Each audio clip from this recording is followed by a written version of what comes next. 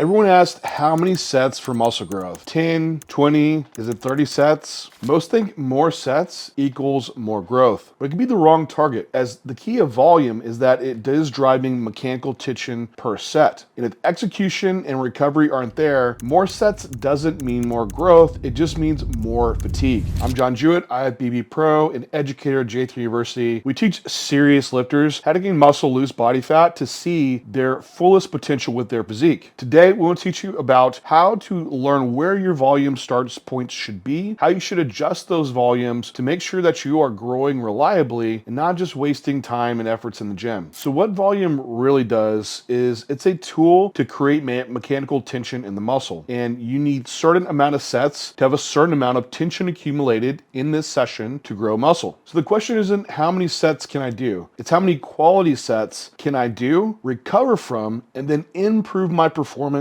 in the next session. This is the key part of doing enough and quality enough to where we're seeing progressive overload take place. If you're not getting stronger in your lifts session to session, this is a fast track way to not add on muscle. So the first step here is making sure you have volume quality. Start by making one set count. We want to milk the most stimulus out of one set to then set the standard of what that quality should be. This means training as close proximity failure as you can without technical form breakdown. This also means within that form, it should be cued and set up to be as precise on the target muscle you're trying to train as possible. These exercises should also be taking the muscle through its full active contractile range that you can control. A lot of high-level guys come to me and they're already training plenty hard, usually with plenty of volume. That's never the correction I'm usually having to make. It's usually all around improving the quality of their volume through better execution. Then we find once we do that, we start removing sets and they start growing better. Where to start with volume? You can start from a research starting point and then you can personalize from there. And what we see in the research is that 6 to 8 sets, hard sets, quality sets per session is about what you can max out for a hypertrophy stimulus. Now, if you should be training a muscle group, if you're trying to improve everything, roughly 2 times per week, we're now looking at 12 to 16 sets per muscle group per week to really max out this hypertrophy response. Now, if you're doing very short rest periods, less than 90 seconds, that can decrease the quality of your volume as well, and you might need more sets to make up for it. What I would suggest is taking 2 to 3 minute rest between your sets, making all those sets high quality where you can put a lot of effort in and not see any drop off in performance. Now, within this set volume number, short rest periods are going to make you require greater amount of sets. So will training farther from failure, as these types of executions and programming make the sets less stimulating. So I want to make the most of every set. So I would say take the 3 to 4 minute rest period between your sets, do a hard straight set, and take those as close to failure as you can without form breakdown. Where you're going to see this volume shift around is if you're taking shorter rest periods, that volume might lower in quality by doing so, and you might need a few more sets. Also, if you're training farther from failure, those won't be as stimulating and you might need a few more sets as well. I am still of the firmer belief to try to get the most out of your every set possible. So training as close to failure as you can without form breakdown and with being able to complete the last rep on your own. As you get more advanced, you're going to learn to be able to take that set farther with keeping the form strict. Many people are already really far away from failure and form will start breaking down or they're stopping the set anyway. I don't program like that. I'd say take it as far as you can without form breakdown, getting the last rep yourself, and get the most out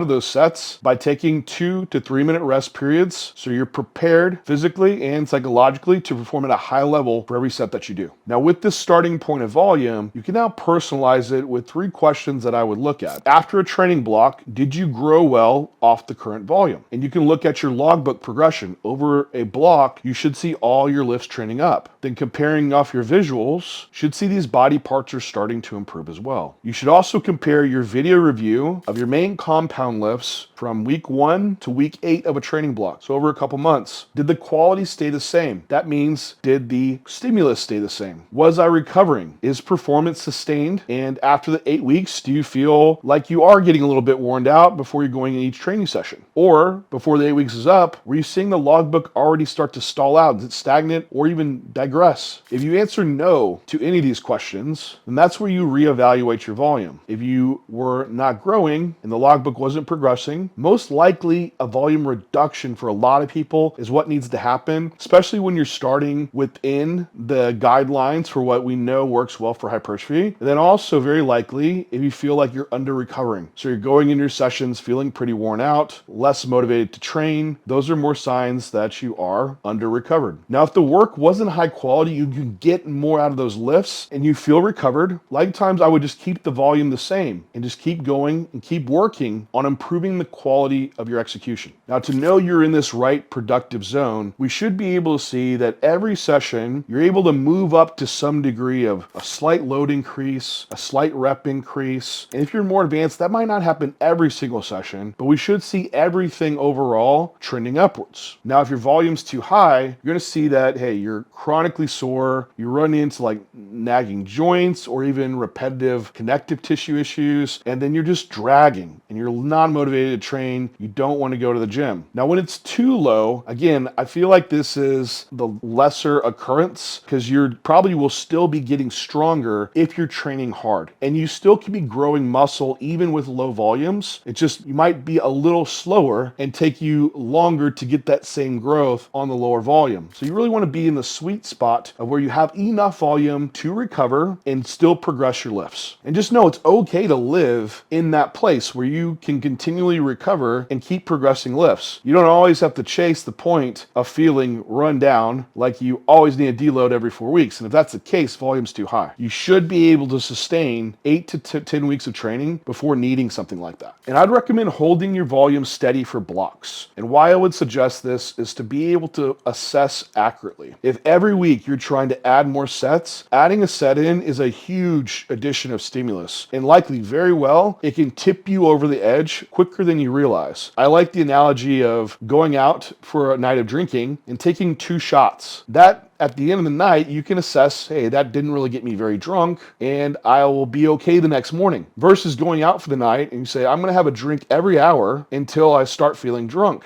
Or maybe see how drunk I get. And you're 6 drinks in, you're like, well, I didn't feel I'll take another one. Then bam, all of a sudden it hits you and you're totally plastered. The next day, you're super hungover, can't even go out the next night. You realize, like, well, at what point, how many drinks was it that was too many? It's like, I don't know, was it 3? Was it the 6th one? I don't know where to really start at here. The same thing can go with trying to ramp up volume too quickly, rather than doing 2 extra sets every week until you just feel annihilated, because it is a slow accrual and a compounding effect. Hold your set steady. Hey, we're going to do this 12 sets per muscle per week. We'll do this for an 8-week block. We can assess what happened. Then the next block, we can adjust. Now, before we move into specialized blocks for adjusting volume, you need to realize about managing your recovery like a bank account. Recovery is a budget. You only have so much to spend. Every set, every cardio session, every life stress you run into is going to be stealing from that bank account. So when you get to a development point in a strength level that, say, this 10 sets per muscle per week completely spins the entire bank account on top of everything else that you have spending it. To bring up a body part now, a weak one, you might have to take some of that spending and allocate it to one body part and spend less on another. So this is when we get into specialized training blocks, to where you're training everything at 10 sets per week. You might need to move one of those muscle groups to 5 sets, more of a maintenance volume for so that body part that's really strong. Then you can take those 5 sets and now put it in to that weak body part that needs more stimulus to grow. Or instead of doing now, say, 5 sets twice a week for that body part, we're doing 5 sets 3 times a week for that weak body part. So we're having to now move volume around. You have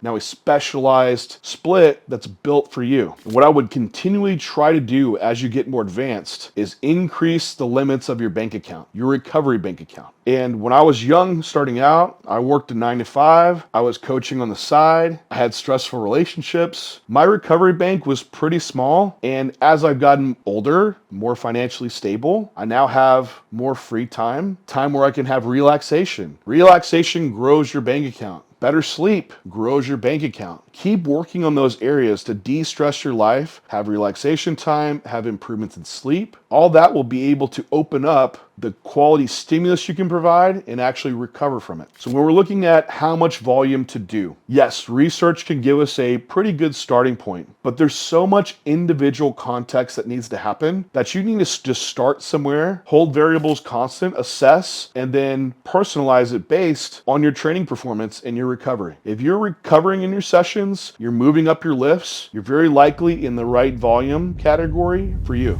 Now, if you want to learn how to really program this stuff out, that's why I have J3 Level 1, where I teach bodybuilders, physique competitors, people that want to gain muscle, how to program this stuff for themselves in greater depth. If you're the guy like, hey, I just want to work out, I don't want to think about all this, we also have our X-Frame program in J3U that has this all set up and built on building the X-Frame around volume categories that we know work. And also it's a program that has videos that accompany it to where you can get more stimulus out of every set that you do. Thank you all for tuning in. Subscribe for more science-based bodybuilding information that's also backed by proven results. And I'll talk to you next time.